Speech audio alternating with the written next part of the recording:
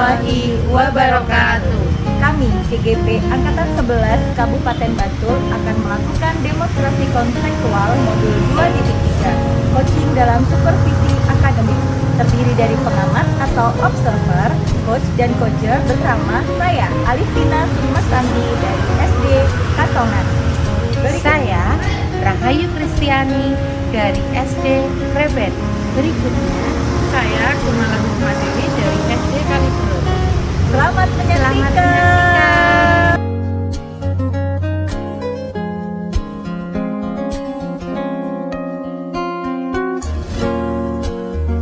Assalamualaikum Bu Tina. Waalaikumsalam, Bu Malam. Ya, gimana kabarnya Bu Tina? Alhamdulillah hari ini sehat luar biasa. Alhamdulillah. Senang dengarnya Ibu ya.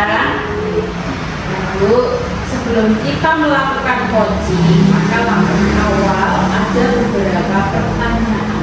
Ya. Pertama, saya akan mendiskusikan tentang rubrik penilaian.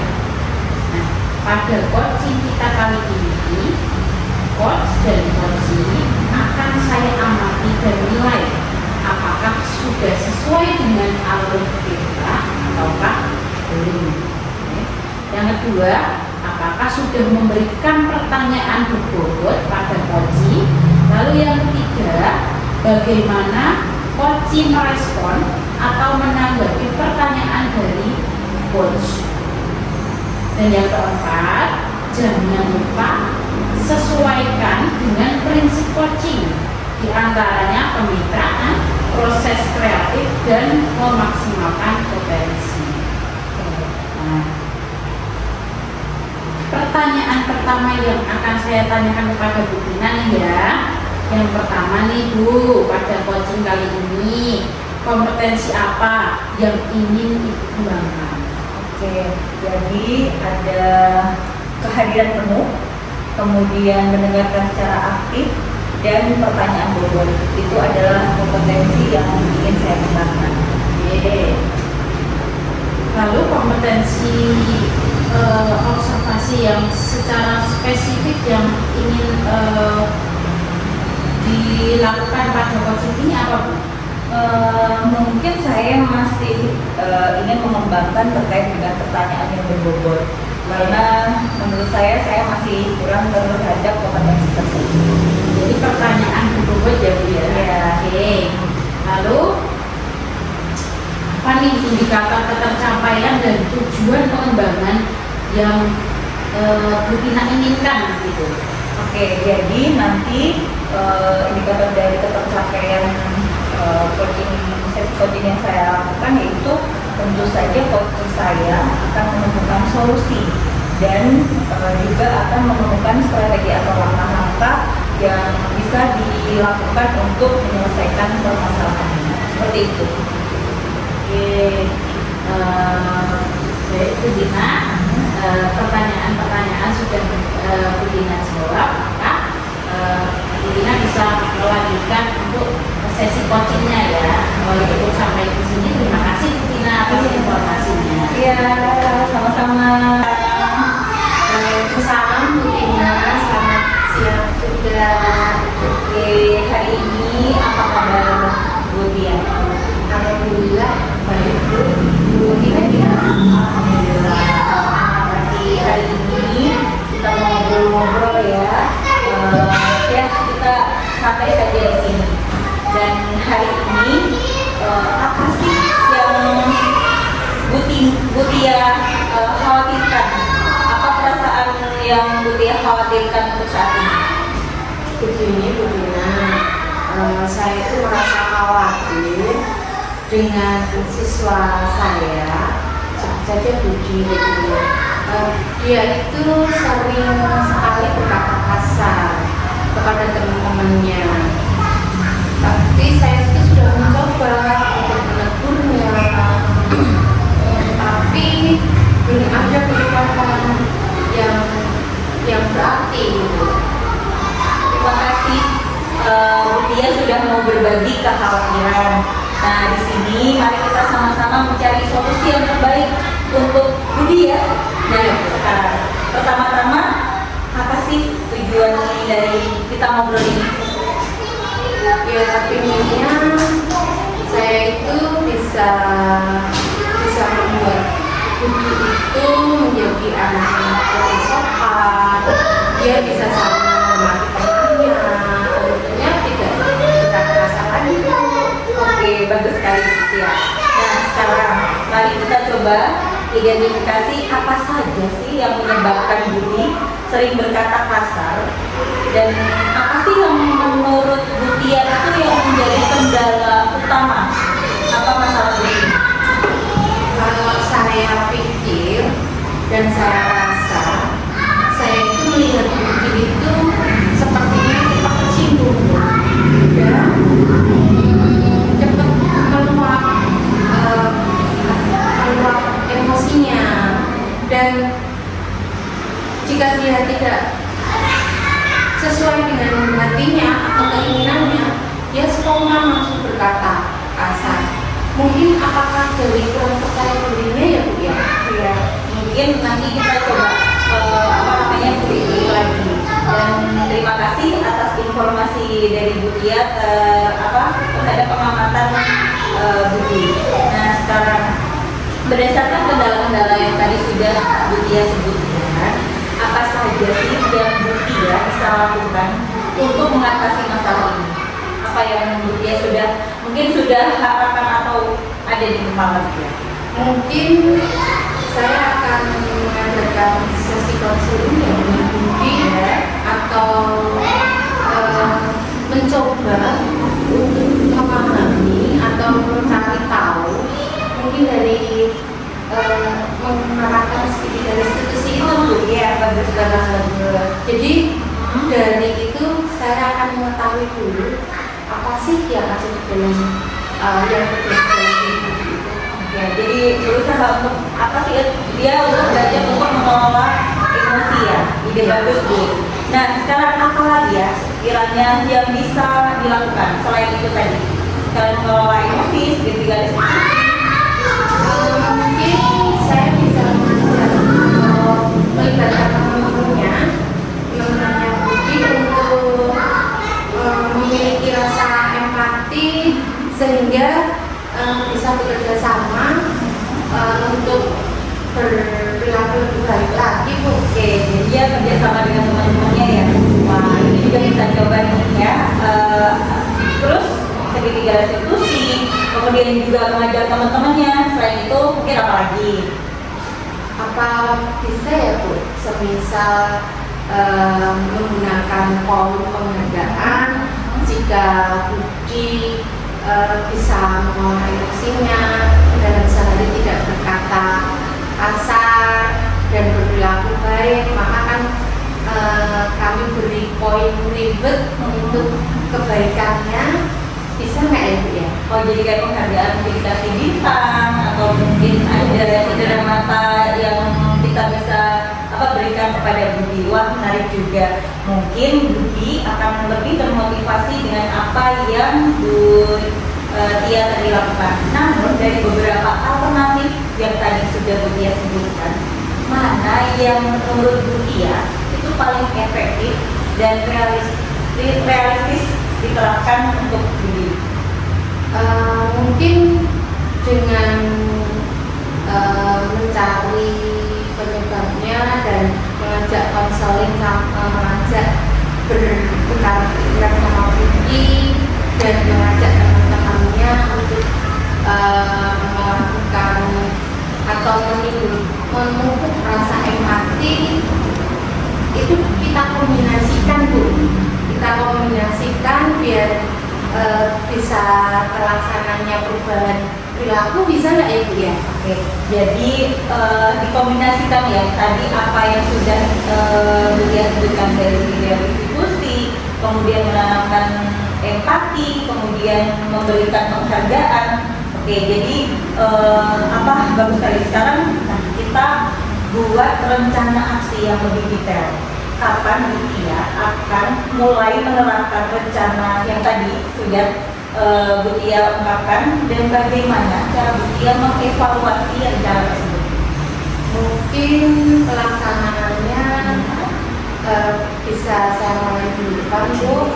Saya mulai di depan, kemudian saya mengevaluasinya dengan membandingkan setelah saya melakukan rencana segitiga restitusi tersebut, kemudian mengajak peserta didik yang lain untuk menunjukkan rasa empati dan mendukung itu, saya akan membandingkan pada minggu yang sudah ada rencana itu dengan minggu-minggu sebelumnya yang tanpa rencana itu, tanpa diberi atau diberikan tindakan itu Bu. Oke, jadi mulai minggu depan, kemudian untuk evaluasinya kita bandingkan dari perilaku sebelum-sebelumnya. Sangat bagus Bu Tia. Saya yakin dengan rencana yang tadi sudah Bu Tia ungkapkan, saya yakin semuanya akan berjalan dengan baik dan perilaku budi akan semakin membaik. Dan jangan lupa untuk memberikan selalu dukungan dan motivasi kepada Budi ya. Siap Bu.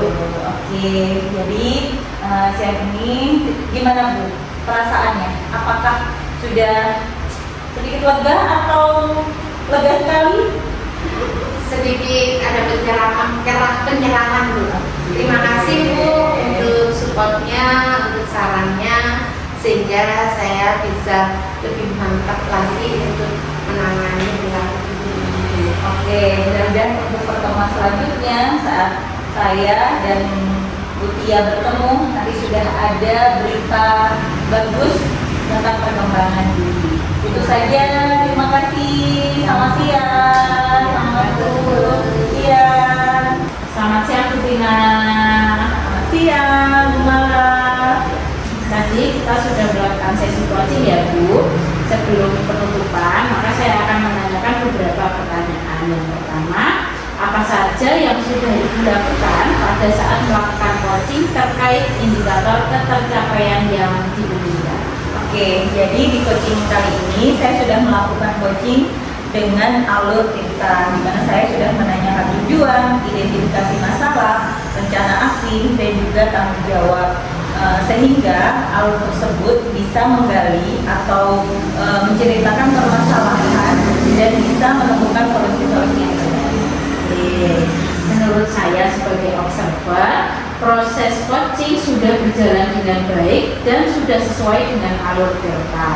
Selain itu, Bu Tina sudah menggali dengan pertanyaan yang dapat menemukan solusi dari permasalahan, serta dengan sudah melakukan prinsip coaching juga Bu. Nah, sebelum kita tutup, kompetensi apa lagi yang Ibu ingin kembangkan berdasarkan coaching yang baru saja dilakukan?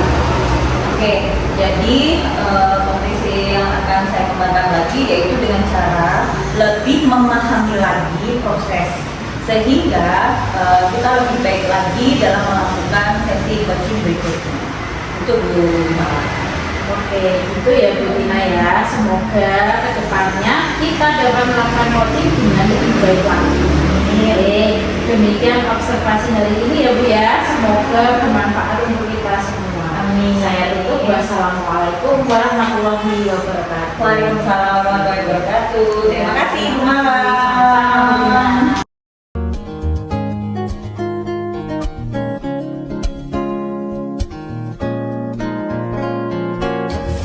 Selamat siang Bu Dina. Selamat siang Bu Mala. Gimana nih kabarnya Bu Tina? Alhamdulillah siang hari ini sehat.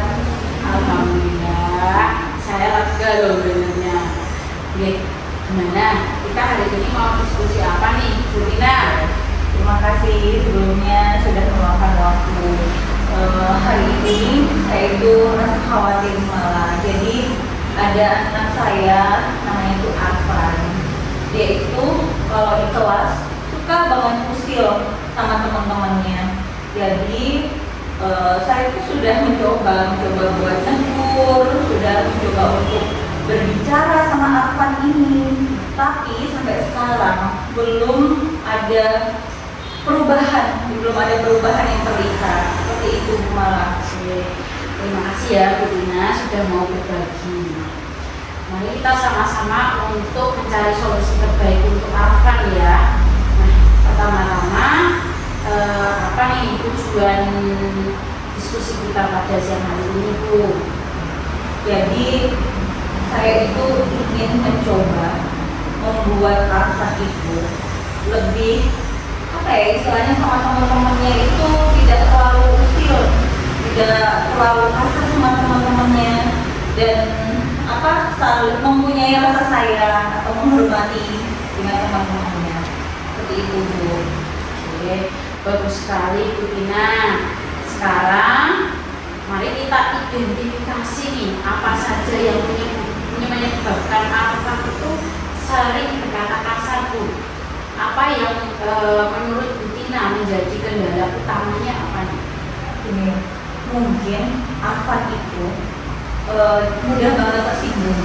Ya, jadi mudah banget tersinggung hal yang sepele dia apa tampak menjadi itu hal yang membuat dia terpancing emosinya dan langsung melampiaskan apa namanya istilahnya secara fisik itu ke teman-temannya, dan mungkin dia itu kurang percaya diri. Jadi menurut saya apa itu ya penyebab dari Arfan itu melakukan seperti itu sama teman-temannya.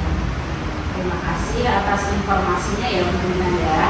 Berdasarkan kendala-kendala tersebut Ibu, apa saja yang bisa Bu Dina lakukan untuk mengatasi masalah ini? Oke, mungkin yang pertama saya akan mengajak Arfan untuk konseling. Jadi mungkin dengan hal tersebut bisa membantu apa sih sebenarnya alasan yang membuat Arfan itu seperti itu kepada teman-temannya.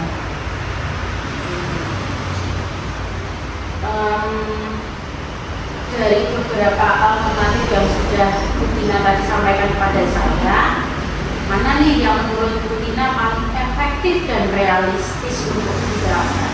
Oke, mungkin kalau yang saat ini yang masih ini ya ajak dia berbicara, mungkin itu. Selain itu juga selain berbicara sama Arfan, mungkin juga pendampingan sama orang tua.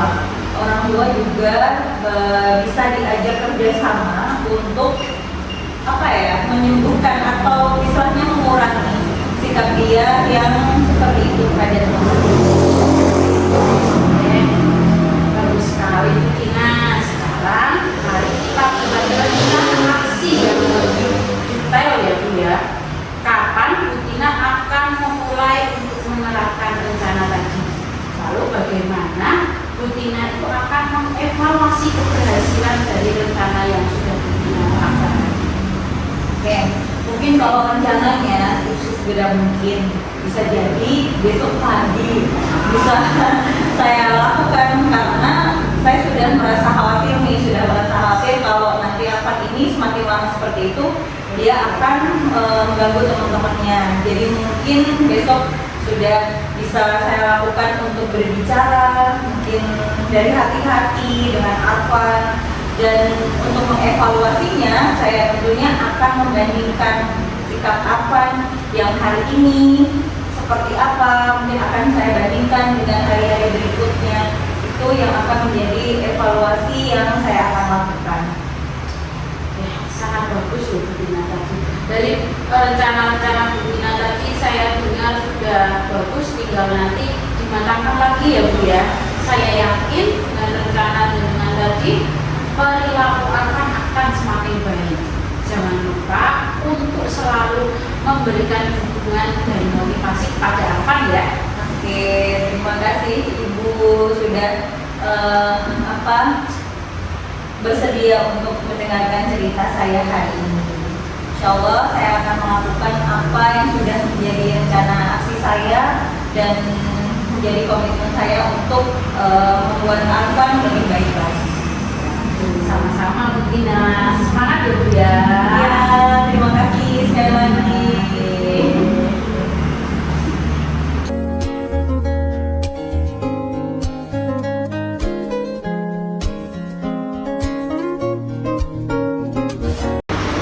Selamat siang semua.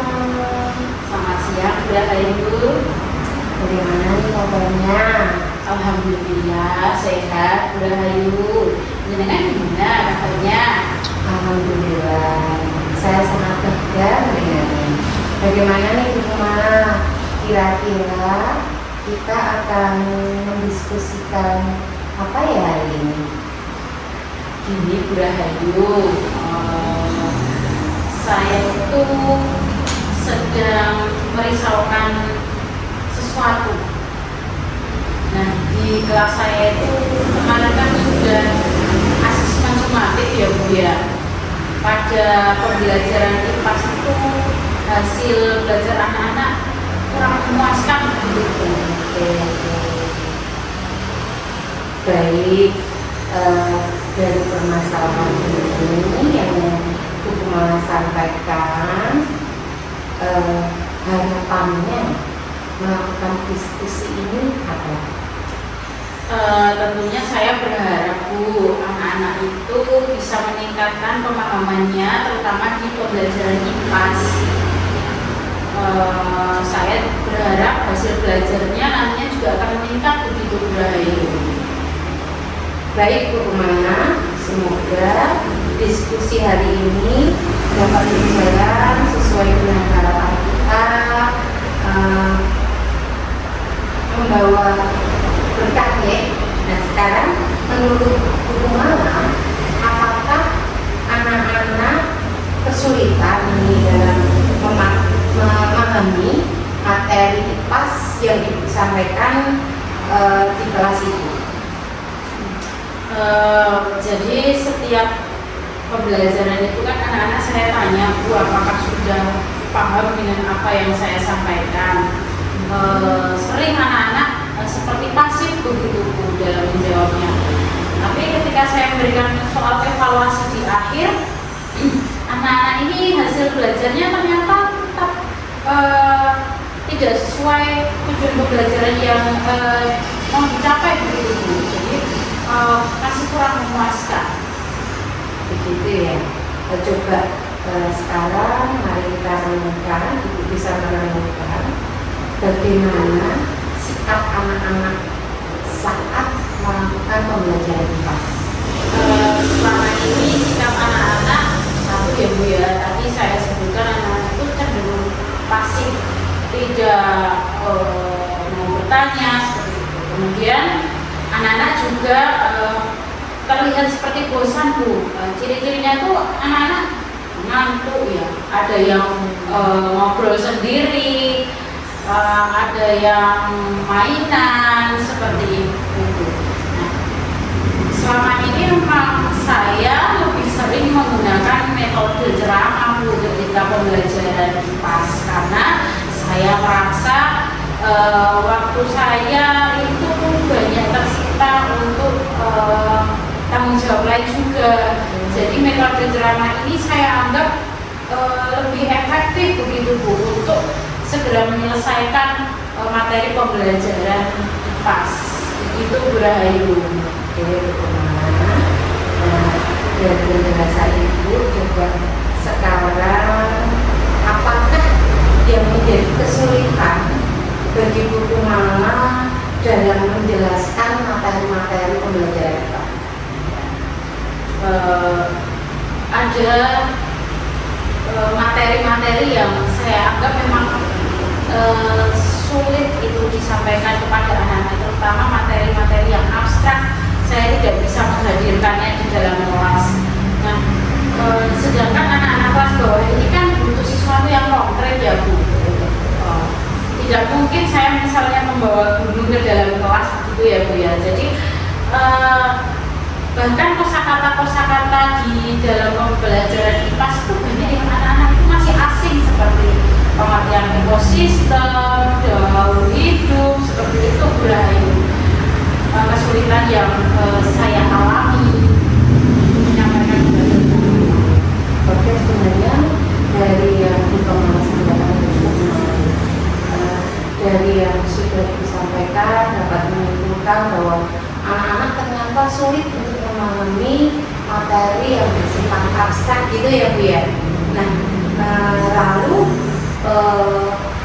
siswa juga ikut memahaminya agak-agak gimana atau belum ibaratnya belum nyandak mungkin ya Bu nggih, karena masih begitu abstrak ya.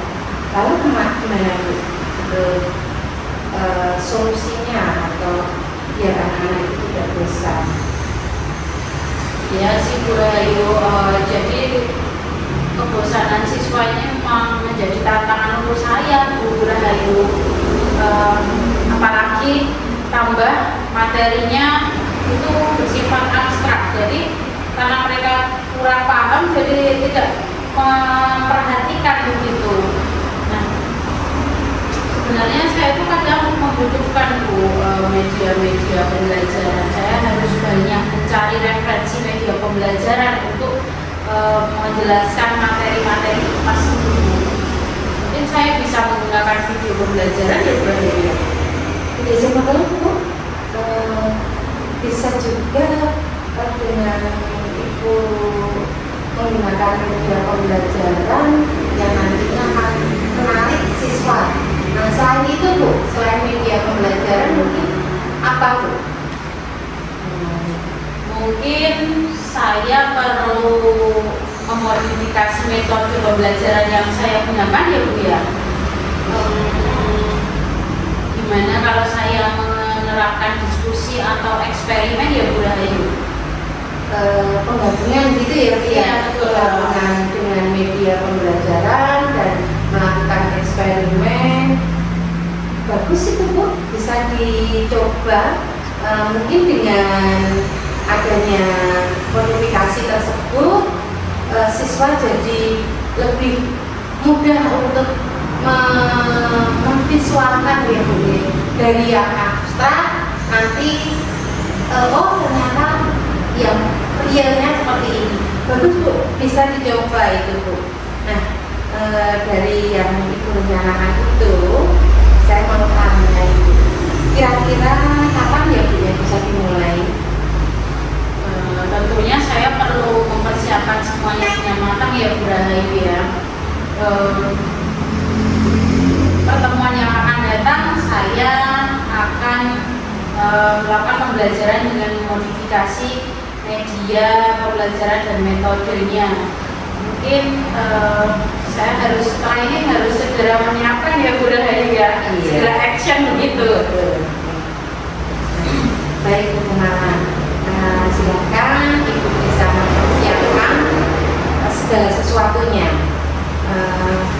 Saya yakin Bu Kumala pasti dapat menghadirkan pembelajaran IPAS yang menarik sehingga bisa memotivasi siswa untuk lebih giat lagi, karena anak-anak sudah tidak abstrak lagi ya, dan sudah dengan eksperimen, menonton video, dengan langsung melihat benda konkret, itu akan lebih enjoy dan akan lebih menghadirkan pembelajaran yang tentunya bermakna juga bagi murid.